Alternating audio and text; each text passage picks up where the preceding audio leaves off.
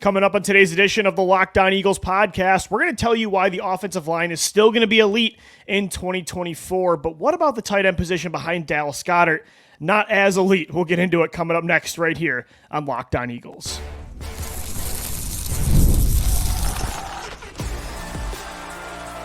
You are Locked On Eagles, your daily Philadelphia Eagles podcast. Part of the Locked On Podcast Network. Your team every day. Welcome in, Eagles fans, to this Monday edition of the Locked On Eagles podcast. I'm one of your two hosts, Louis DiBiase, joined as always by Gino Camilleri. You can also find our work over at Bleacher Report. On today's edition of the Locked On Eagles podcast, we have positional previews continuing with the offensive line and with tight end. Thanks so much for making Locked On Eagles your first listen each and every day. Today's episode is brought to you by FanDuel. Make every moment more. Right now, new customers get $200 in bonus bets with any winning $5 bet. That's $200 in bonus bets with any winning $5 bet. Just visit FanDuel.com/lockedon to get started. And since I was a kid, and normally NFL fans do not have this luxury, since I was little, the Philadelphia Eagles have always had a good offensive line. I mean, there was the rare instance of Jason Peters going down and Demetrius Bell had to play left tackle for a bit, or King Dunlap. There was the 2020 line that just could not stay healthy, and they had 14 to 15 different offensive line combinations throughout the year. But the majority of the time, Gino, they've had elite tackles, they've had elite centers, guards. It's rare that a team has 20 years of harmony at such a crucial spot. That's hard to remain consistent for that long, but that's been the reality. And although this year I'm going to make the statement that they're not going to be as good as they were last year without Jason Kelce, Gino, even with some more question marks, I still think this offensive line is a top 5 unit in the league, and I don't think that's changing just because you have a couple more younger players starting. The way we look at offensive line in Philadelphia is like looking at your best player on any team, right? This is the LeBron James of the Philadelphia Eagles. This is the unit that you hold to a higher expectation over everybody else because you can, because what it is to play offensive line in Philadelphia. And Jordan Mailata, I'll go back to the quote that he said that the guys before us who played this sport in this jersey, we have to play to that level to respect what they did. And you talk about offensive line, you're talking about Hall of Fame level type of players going back 30 years at this point, right? And I mean, what team has had just 3 guys occupy the left tackle position in 2 decades between Trey Thomas? Insane. Nobody. And then you go to JP, and now you have Jordan Mailata. A lot of it goes to how well they evaluate the offensive line in terms of personnel. A lot of it goes to the best offensive line coach, best positional coach, maybe best overall coach in the entire NFL in Jeff Stoutland. And the understanding of importance that it can't just be 5 guys. It has to be a unit of 10 guys that you have collectively figured out can play minutes for you at some point in the season. Because if you look at the track record of Lane Johnson, you look at the track record of guys that play that tackle position, Landon Dickerson, for example, who has had that injury history in college, you have to have the second guy up at guard ready to go, the second guy up at center, the second guy up at tackle. And Philadelphia, we know better than anybody, Halapuli Vaitai and a young Isaac Sayamalu, who was thrust into the equation late in the playoffs, ended up having to start for you in a Super Bowl. Well, it was Wisniewski, but Sayamalu took over after. Yeah, exactly. Yeah. There you go. And you just had a collection of guys who, when their number was called, were ready to go. And heads off to everybody in that building the last two decades, because having a great offensive line allows you to do what football teams want to do. They want to run the football well. They've done that in a great fashion over the last couple of years or so. I mean, last 20 years, you could say. I mean, Josh Adams, Wendell Smallwood are racking up team leading seasons, and then all of a sudden it allows you to have good quarterback play because he can have time in the pocket. He can sit back there, trust the guys in front of him, can keep his eyes downfield, and that's what they have right now. Even with 2 question marks, and how is Cam Jurgens going to be taking over for Jason Kelce, and how is Tyler Steen going to be replacing Cam Jurgens, you still have 3 out of 5 positions that are all pro caliber players. Yeah, you have 3/5 of your line being top 10, top 5 players at their respective position. And that, to me, enough that's going to be enough to keep you at the top when it comes to offensive line play. And Gino, it's not like you have Jamin Brown playing on the interior now, or not even a Steven Wisniewski, just clearly the fifth man in that rotation. Wiz was pretty solid in that Super Bowl run, and so was Big V. But like Cam Jurgens and even Tyler Steen, in my opinion, they're not a Big V, Matt Pryor, Wisniewski caliber player. Like, these are second and third round picks that come from Alabama. Cam Jurgens was a second rounder that played really well last year, I thought, at a position that isn't his natural spot. Like, yes, is he going to be Jason Kelce at center? No. But I think he's going to be a better center this year than he was a right guard last year. And I thought he was really solid at right guard last year. And then you ask the question, can Tyler Steen be as good as Cam Jurgens was last year at right guard? I think so. And if he is, again, this offensive line is still a top 5 unit because Dickerson's going to do what he does. So is Mailata. As long as Lane Johnson can stay healthy, like, this is a really good line still. And I think the depth, I feel a lot better about it today than I would say like before the draft. I think they look a lot deeper with the Becton and Sharping signing. So I'm feeling really good about this unit from top to bottom.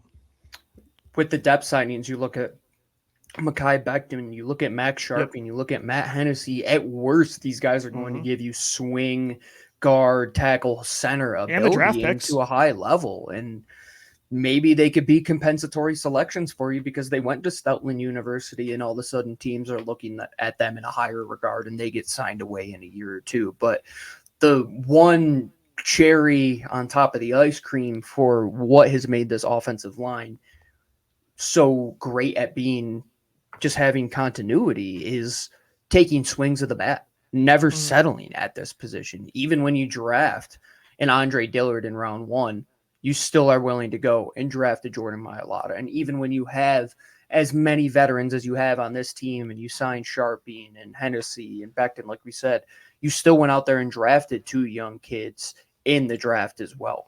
They're never sitting on their hands when it comes to offensive line because out of all the positions that we say you can never have enough of these guys, teams cannot find enough good offensive linemen. Teams are trying to find them.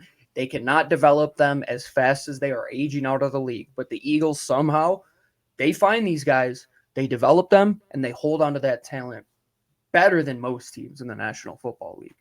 And Gino, even if Steen, I don't think he's going to be a bust. I mean, he might not turn into the elite level. He's gotten some Brandon Brooks comparisons many times by Stoutland said it himself, man. Stoutland said it himself. Lane Johnson said it last offseason that Steen gives him some Brooks vibes. Even if he doesn't become an all-pro guard like that, potential team Hall of Famer like a Brandon Brooks, I think he has a pretty high floor. And the cool thing is Mekhi Becton, like, that's a top first round pick that you brought in for Stoutland that has elite size and power for tackle, but he's being cross-trained at guard. So I'm very fascinated by that idea. Like, yeah, if Steen doesn't even work out though, you've got this. I mean, Keegan's a good guard and I think a good guard prospect out of Michigan. And same as you mentioned with Sharping and Hennessy, like, they have starting experience for good teams, but I'm really interested in that Becton-Stoutland relationship because Becton, again, that power and size is just, it's so enticing. And again, this wasn't some day 3 pick. This was a top 10 selection not that long ago.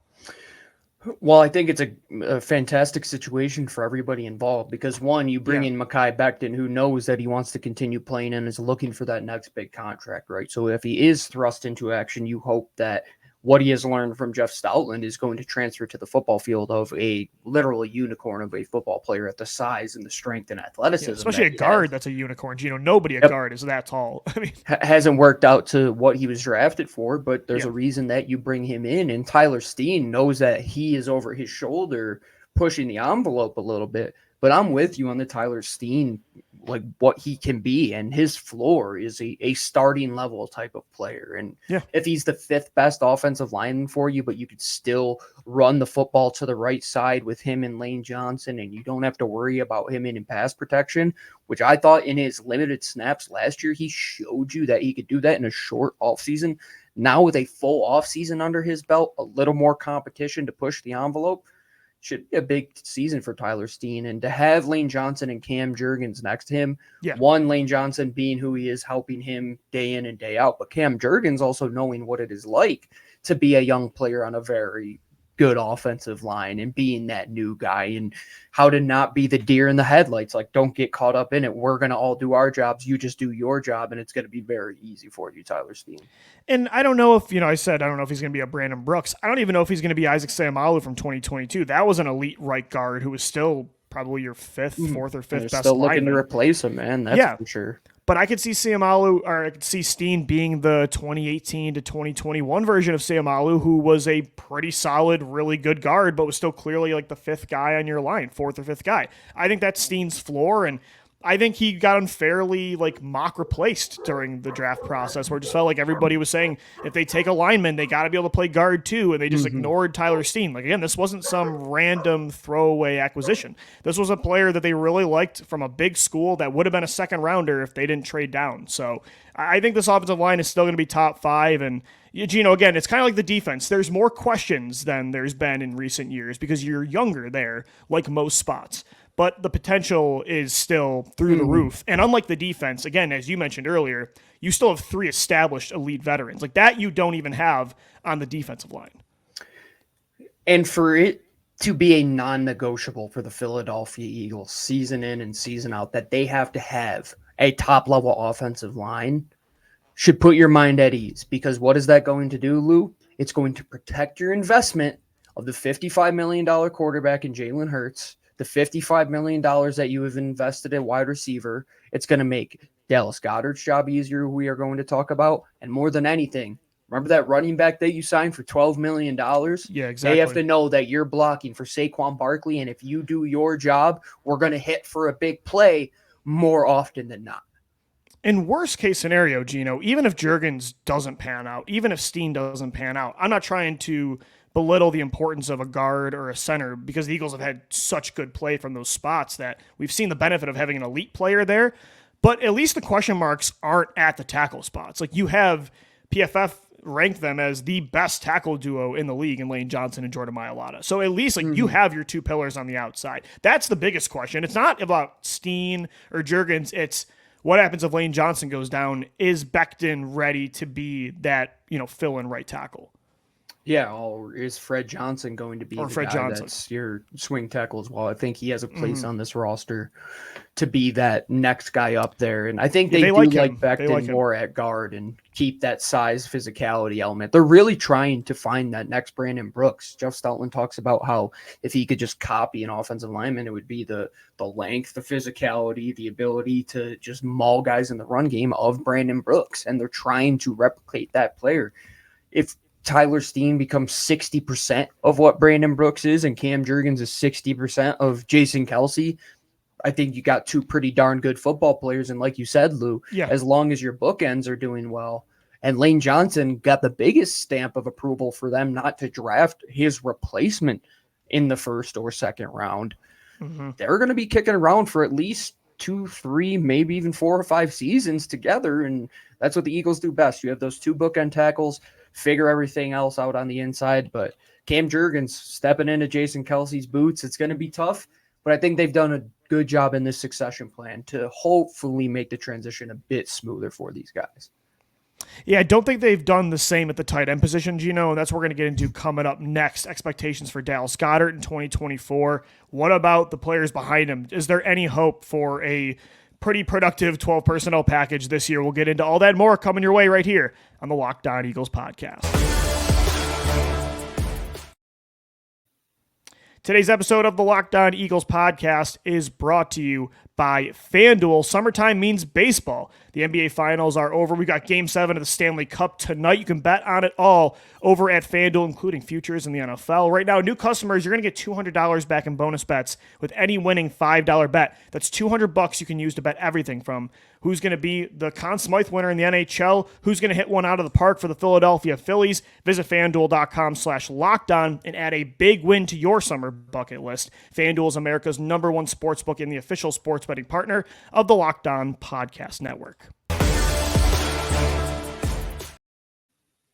Thanks so much for making Locked On Eagles your first listen each and every day. Guys, you watching Fox Sports or ESPN on your TV all day, got to turn down the volume with all that shouting. Make the switch to Locked On Sports today. It's a free 24/7 sports streaming channel, program for you every day to bring you the biggest stories without all the screaming. Locked On Sports today brings you can't-miss analysis, opinions, and news, streaming 24/7 on YouTube or the free Amazon Fire TV channels app. Part of the Locked On Podcast Network, your team every day. Gino, we talked about how the offensive line for the Eagles has been good for as long as we've been fans, and tight end too. Like, we've dealt with a long period of harmony between Brent Selleck to Zach. Like you mentioned, the three pillars at left tackle. You went from Trey Thomas to Jason Peters and then Jordan Mailata. You went from Brent Selleck to Zach Ertz to Dallas Goedert. Like, they've had a pretty solid TE1 for a long time. And I think Dallas Goedert this year is still going to be a top 5, top 6 player at the position. I think last year was a rarity. I think it was a one-off that he wasn't as productive in this offense. I think he just wasn't targeted as much.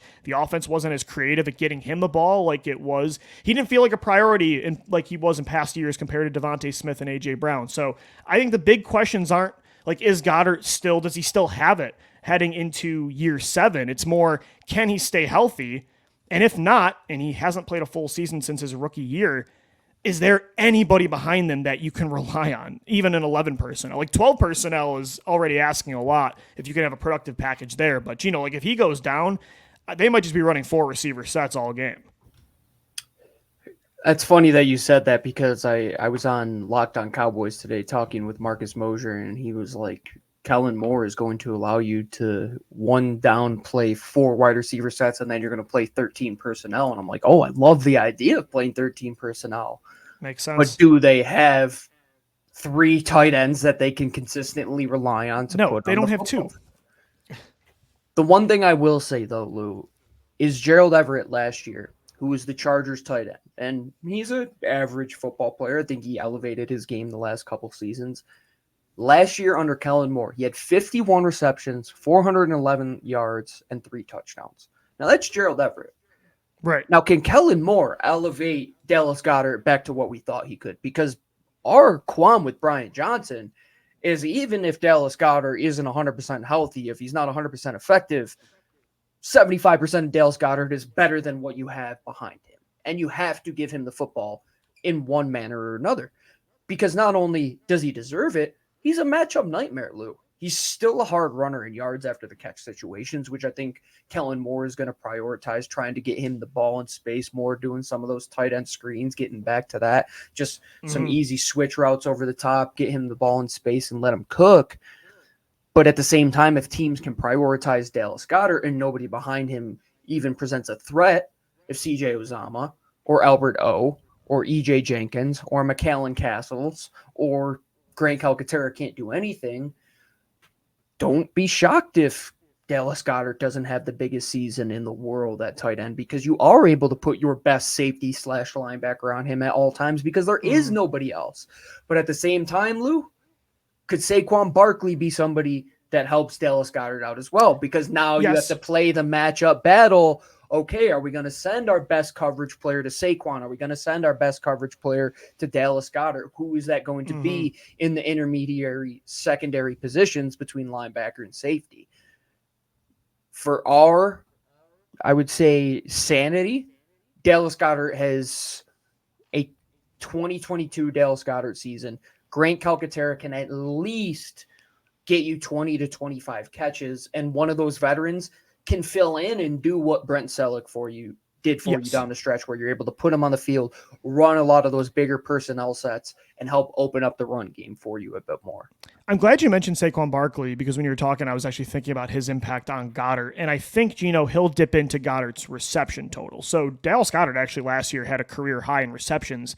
He had 59.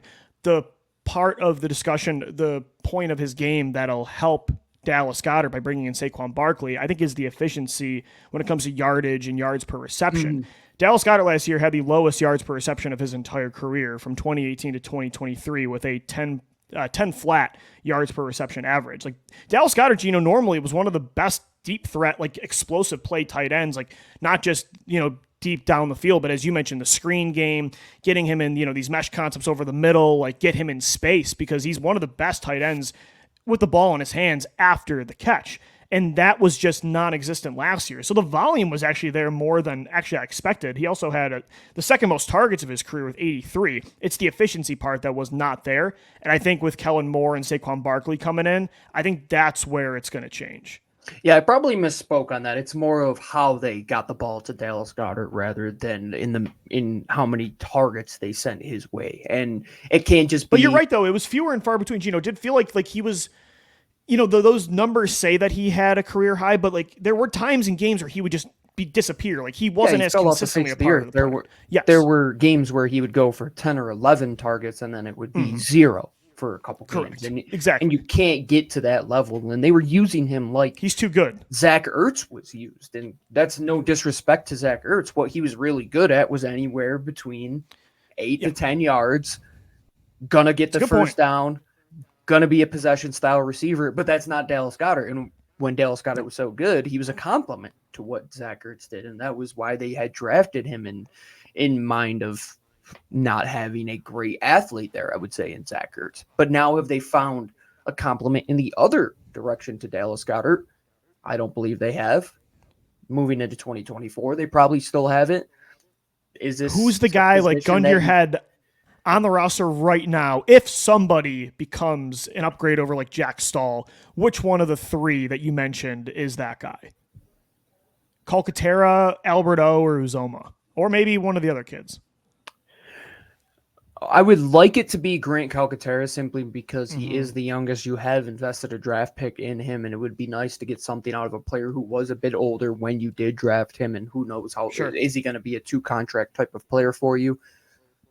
But Kellen Moore, going back to the Gerald Everett sort of equation, Gerald Everett was 29 last year, right? And does he want just a more reliable type of player behind Dallas Goedert that can just be in the right position, do the right thing in the blocking game, not be any sort of liability for you when it comes to protecting your quarterback? CJ Uzomah is such a wild card because he could be the guy that turns into that second player, and Albert O realistically could, but he didn't even dress on game days for them. So it's a weird situation with Alberto. CJ Uzomah should be the guy because you kind of the coach in Nick Sirianni, who has been there the last couple of years, has seen what Alberto was last year, and he saw what Grant Calcaterra was. But at the same time, what is Kellen Moore like?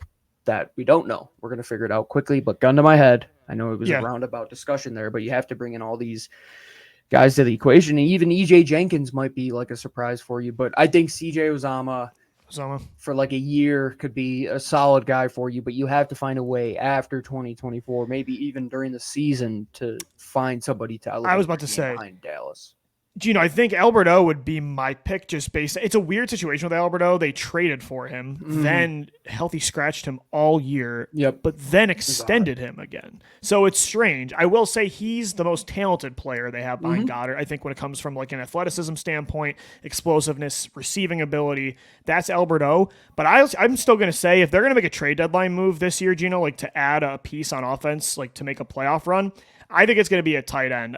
We like kind of felt around the Zach Ertz idea, the reunion last year. That could still be an idea. I know he's in the division in Washington, but let's say they're out of it. They have Ben Sinnott, who they drafted this year. Maybe Zach Ertz comes back. A Dawson Knox type of situation with the Buffalo Bills, now that Dalton Kincaid is clearly like their top target in the offense. I still think they're going to end up making some sort of in-season move at this spot. I can't see Howie Roseman going another year and a half without having productive play in 12 and 13 personnel, because he saw how productive it was under Doug Peterson. And there's one coach in the NFL who does it better than anybody right now, and it's Andy Reid with the Kansas City Chiefs. I mean, you're looking at guys like Noah Gray who are becoming household names behind Travis Kelce because of what they can do in those big moments. We talk about the role players hitting their corner threes, Lou. This is one of those positions. Tight end too. It'd be nice if he had some is that next man up. Yeah. That's the thing, Gino, is like receiver, we have no idea who's going to emerge as wide receiver 3, but at least there's like 3 to 4 guys that have the potential. That we have confidence in. Yes. And like that's why I asked you the question about like which one of the 3 would emerge. You didn't have confidence in a single one when I said that, and I didn't either. Yeah, like that's could EJ Jenkins, just because he's a wide receiver prior and he transferred his game and he can run routes better than the rest of the guys. Who knows? Right. Literally, who knows at this position? I have no clue. I really Yeah. can't solidify anything until we see him in the preseason. Because if these two vets come out there and they have absolutely no juice, we're going to be sitting there saying there's no way you could play these guys because your offense is so fast and you want to be effective. But if Grant Calcaterra gives you nothing, well, we're right back to square one where we were talking about months ago before the draft. Totally agree with that. Let's get in some over-unders to wrap things up right here on this Monday edition of the Locked On Eagles podcast.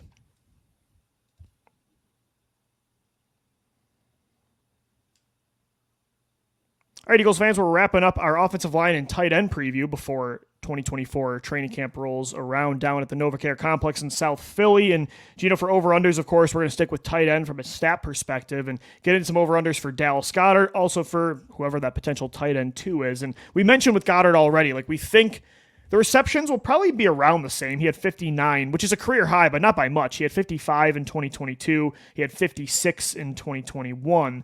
The yardage, though, definitely took a dip. So he had 830 in 2021, 702 in 2022, and then 592 last year. So when it comes to receptions and yardage, so he had 59 and 592 last year. Are we going over for catches and yards, under? Like, how are we feeling about those two numbers?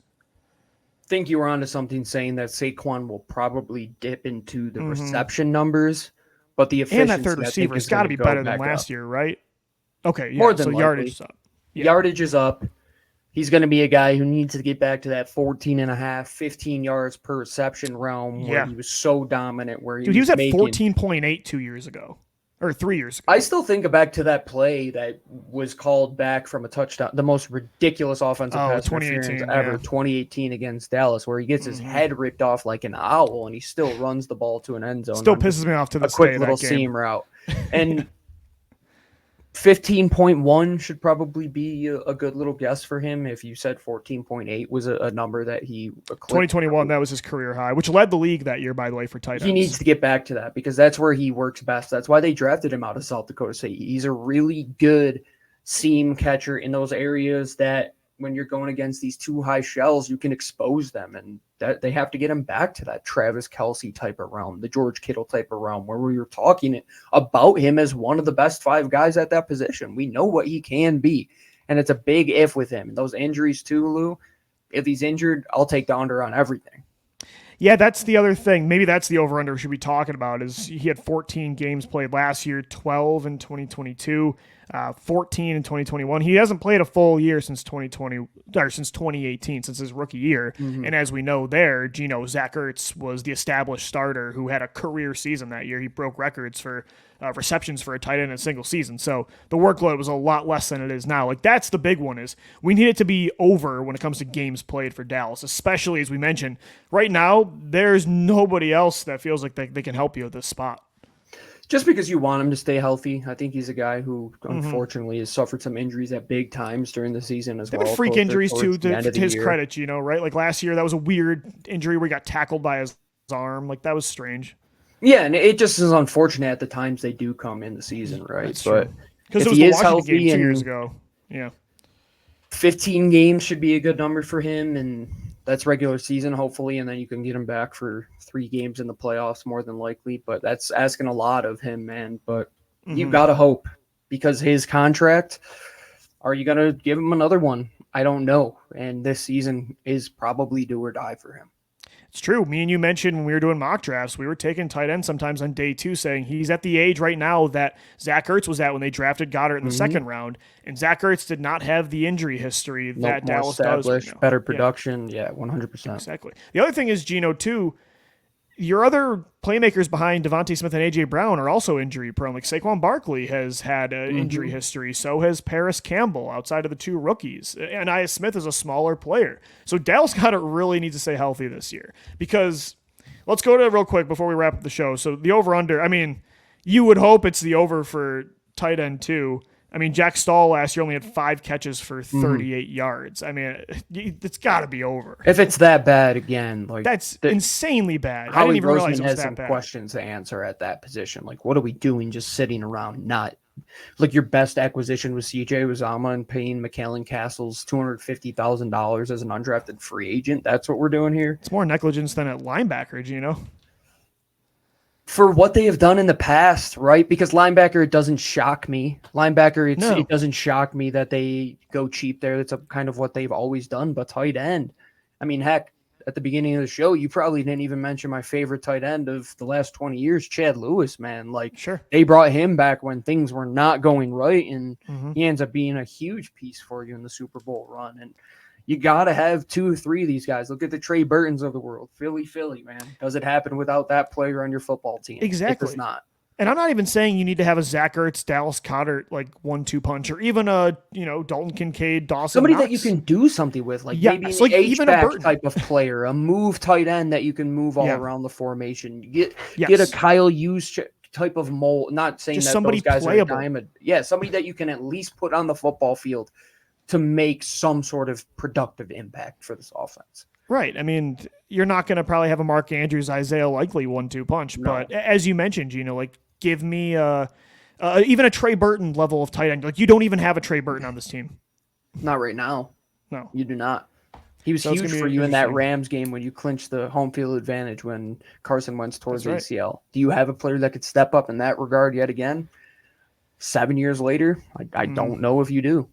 Maybe, Gino, that's not a deadline move. Maybe that's training camp. Howie Roseman sees that none of these young players are stepping up, and he goes out there and makes a trade. Who knows? But we'll continue to watch that closely as training camp rolls around. That's a big position to watch, is tight end and the offensive line. A lot of young, promising players. We'll see how the depth chart rolls around. We'll continue our positional preview tomorrow. We switch fields. We go to defense. Until then, though, thanks so much for making Locked On Eagles your first listen each and every day. For Gino Camilleri, I'm Lou DiBiase signing off. Thanks so much for downloading, watching, and listening. And let's go Birds. Fly, Eagles, fly.